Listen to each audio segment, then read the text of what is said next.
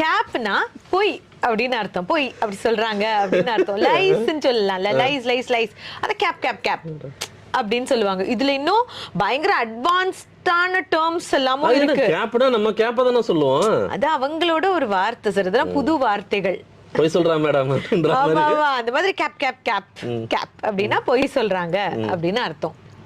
என்னங்க அப்புறம் வேற என்ன புது வார்த்தை? அப்புறம் சிச்சுவேஷன்ஷிப்னு சொன்னீங்க. சிச்சுவேஷன்ஷிப் வந்து எல்லா இடத்துலயும் இப்ப ரொம்ப ஃபேமஸ் ஆயிடுச்சு. சிச்சுவேஷன்ஷிப்னா என்ன தெரியுமா?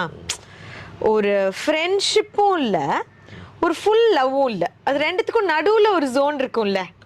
சொல்லாத ஒரு காதல். அந்த சொல்லாத காதல், சொல்லப்படாத காதலுக்கு இன்னைக்கு இவங்க வச்சிருக்கிற பேரு சிச்சுவேஷன்ஷிப்.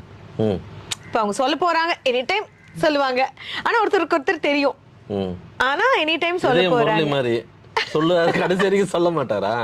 சொல்லிடுவாங்க. ஆனா அந்த அந்த